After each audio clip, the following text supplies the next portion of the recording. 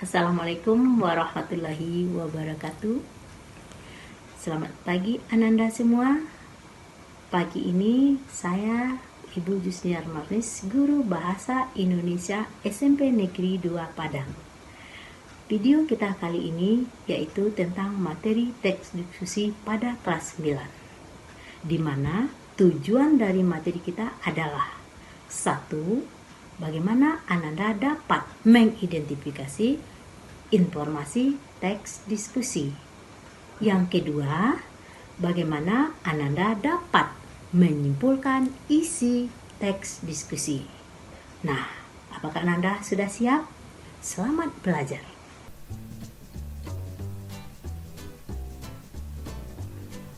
Baiklah Ananda, kita lanjutkan pembelajaran kita dengan teks diskusi. Tujuan pembelajaran kita hari ini tentang teks diskusi yaitu mengidentifikasi informasi teks diskusi. Yang kedua, menentukan struktur teks diskusi. Ketiga, menyimpulkan isi teks diskusi. Yang keempat, menganalisis struktur teks diskusi. Tujuan diskusi yaitu mencari kesepakatan atau kesepahaman, gagasan atau pendapat. Kemudian fungsi dari teks diskusi itu yaitu untuk melihat suatu masalah dari berbagai perspektif sebelum membuat keputusan atau rekomendasi.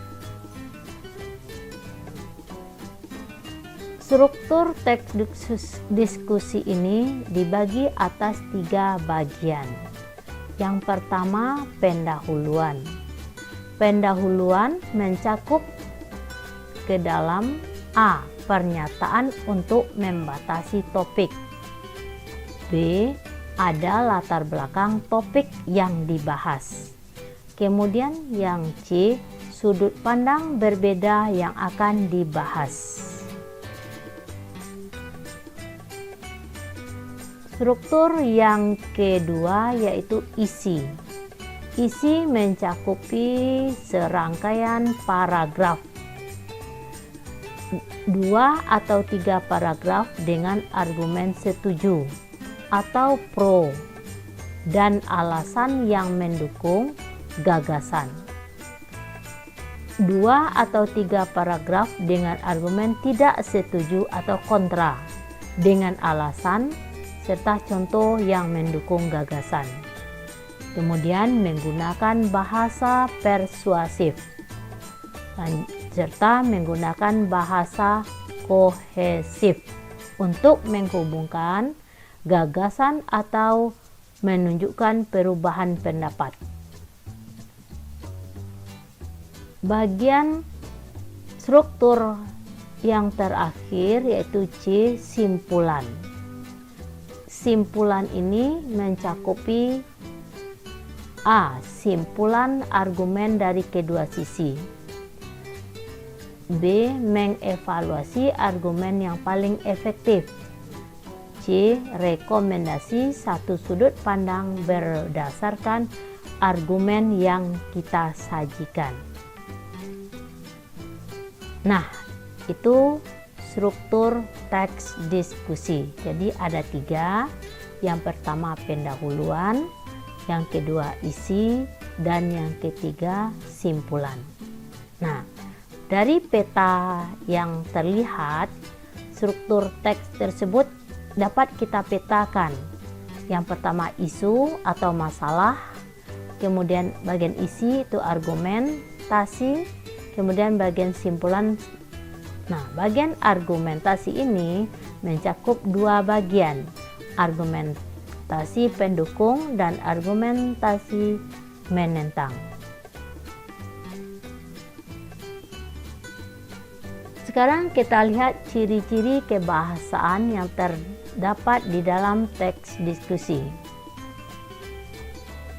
Penggunaan bahasa untuk tujuan persuasif harus memperhatikan A. Audiensi. Audien berarti orang yang ada di dalam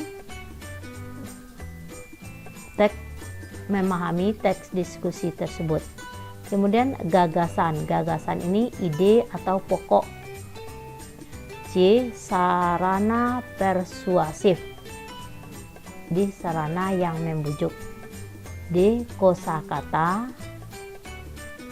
atau kata-kata yang digunakan. E. Kohesi. Teks diskusi ini juga memiliki kaidah kebahasaan sebagai berikut. 1. Menggunakan kata konjungsi atau penghubung. Contoh kata penghubung pertentangan, melainkan, sedangkan, dan akan tetapi. Menggunakan kata penghubung yang menyatakan alasan. Contoh sebab, karena, dan oleh karena. 3. Menggunakan banyak kata teknis yang terkait dengan masalah yang menjadi fokus diskusi. Nah, itulah pembelajaran kita hari ini. Bagaimana Ananda dengan penjelasan tadi? Apakah Ananda sudah paham dengan materi yang Ibu berikan tentang teks diskusi? Jika sudah, mari kita latih untuk beberapa soal.